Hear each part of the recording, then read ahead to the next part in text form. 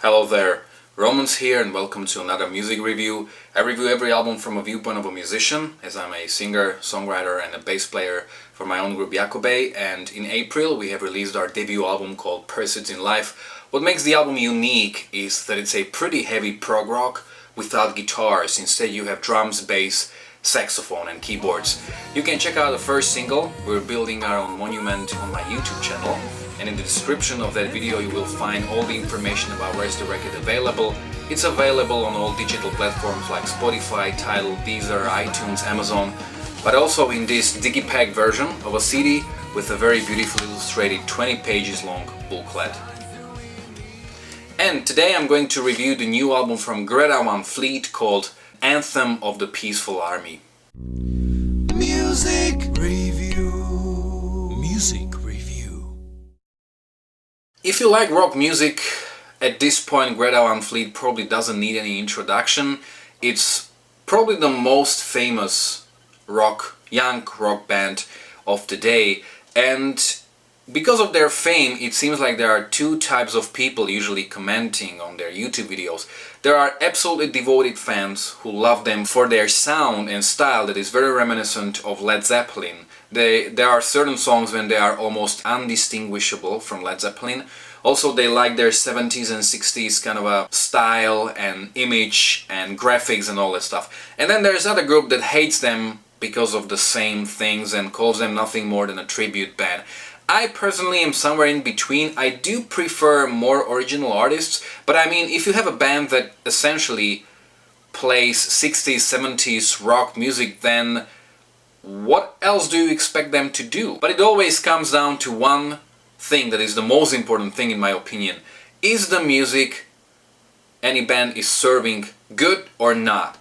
And this is what I'm gonna talk about today. I've heard their new album 5 times as of now, so let's dive right into the review. I must be honest, at first I was kind of reluctant to review their new album because I'm not necessarily a huge fan of 60s and 70s kind of a tribute bands. But the first time I heard the album I was actually pretty hooked on this record, and it's kind of growing on me with every listening. And the first song, Age of Man, is fantastic. I love this song. This is such a fantastic song. When I heard it for the first time I was like, okay, so I guess I'll do a review for this album. And even when I was listening to the whole record, I would say that this album is not necessarily that strongly in Led Zeppelin fashion. You can still hear the Led Zeppelin influence, but I would say it's one of the influences and not the main one.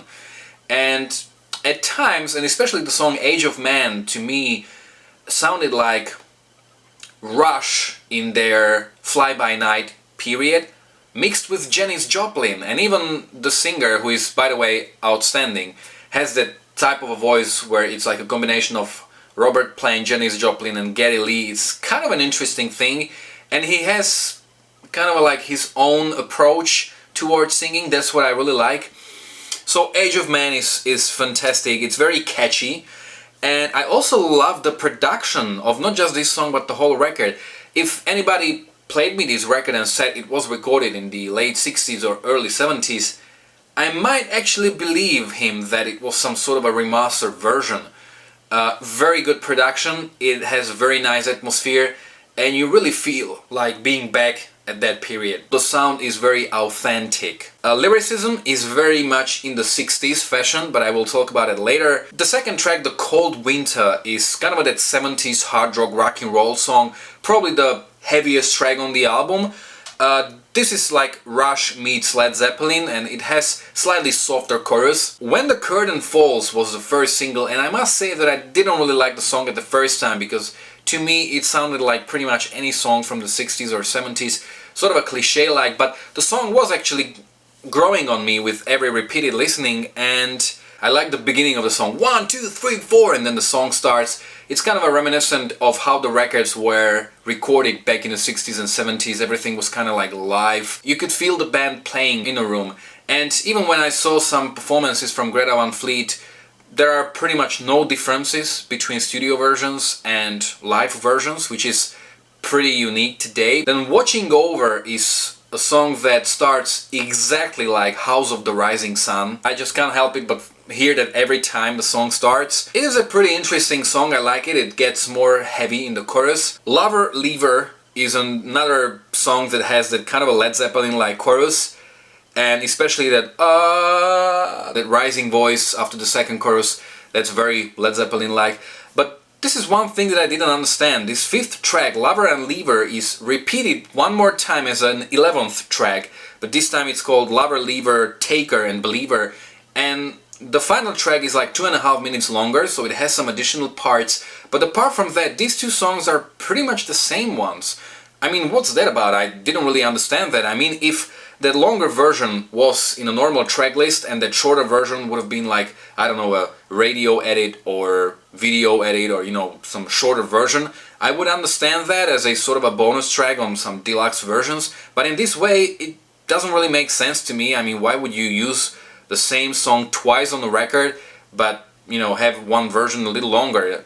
It doesn't really make sense to me. So if you know like what's that about, you can let me know in the comment section below. You're the One is an acoustic song with a very strong 60s flavor. It's almost like a 60s pop song with Hammond, and it has very anthemic chorus. It slightly reminded me of The Doors. It is definitely more radio friendly song, and it's actually one of the songs you may remember the most after first couple of listenings. The New Day is another song with acoustic guitars.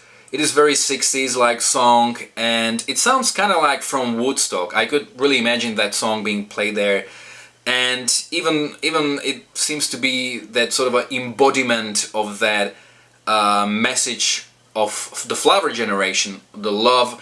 And it's kind of funny that probably the only period when people were kind of aiming for that unity of humanity was in the late 60s, and I like that to a certain degree Greta Van Fleet have the same ideology and they try to spread that through their music, and I think that this is the best example of this. Mountain of the Sun is another 70s kind of rock track. It is a pretty okay song, but at this point it kind of may blend with the rest and you may kind of have difficulties differentiating it from the others.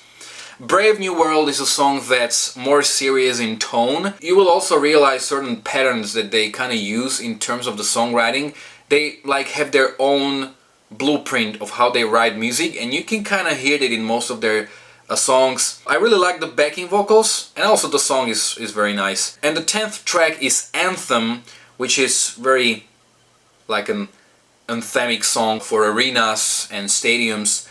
It has a very nice message, but honestly this song sounds just like every song from the 60s or 70s. It's kind of simple, just a few chords. This is not the type of a song that would do it for me. I would maybe try to do something more interesting from a songwriting point of view, because it sounds kind of average and predictable. But it has a nice atmosphere. When it comes to the lyrics, this is what I really like about the record. Usually when I listen to new albums, most of the artists have very ambiguous lyrics, or lyrics just feel like anybody could write them. But I like that despite their young age, Greta Van Fleet actually have some pretty good questions and pretty good subject matters in their songs. All of their lyrics are made in a 60s fashion. I think a great example is When the Curtain Falls. There's a Obertrol, a reference. This is some kind of a pill for losing weight that was used in the 50s and 60s.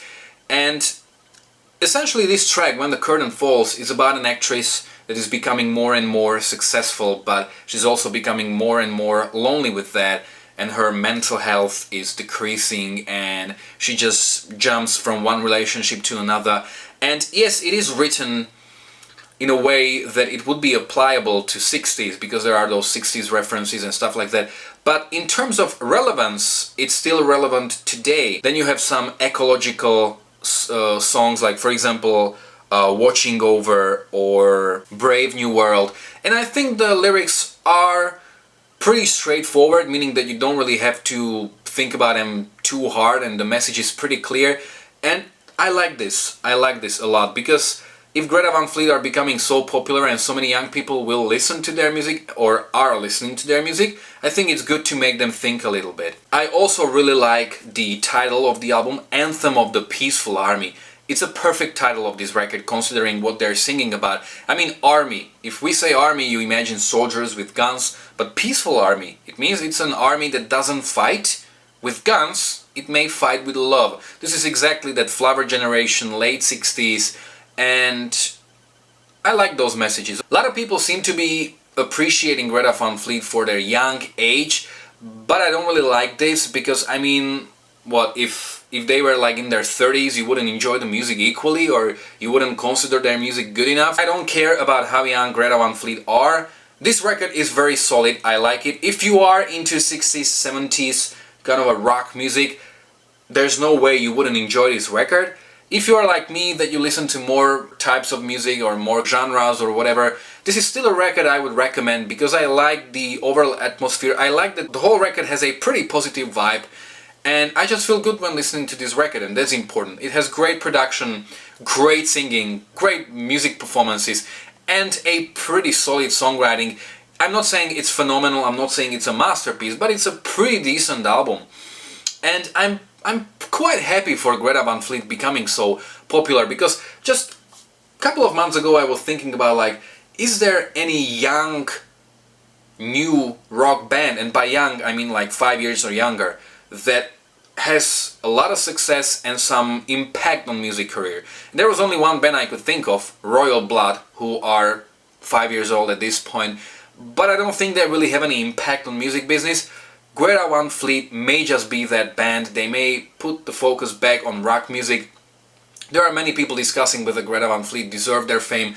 How and why they become famous is kind of a mystery for me, because, you know, some people might say, yeah, they are talented. There are so many great bands and so many bands that are talented. For example, there's a band called Heat, H-E-A-T, from Sweden. They play 80s hard rock, glam rock, and I think they deserve the same amount of fame as Greta Van Fleet because their songwriting is fantastic.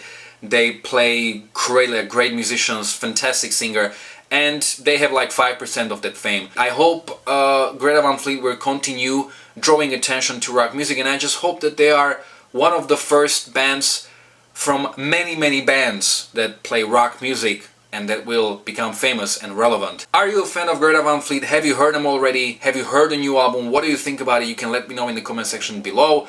Also, you can write down whether you agreed or disagreed with me. You can follow me on Facebook or on Instagram. You can find the links to both in the description of this video below. If you like this video, don't forget to like, to subscribe, to check out my own original music, my live performances, and my worst to best series. Thanks a lot for watching.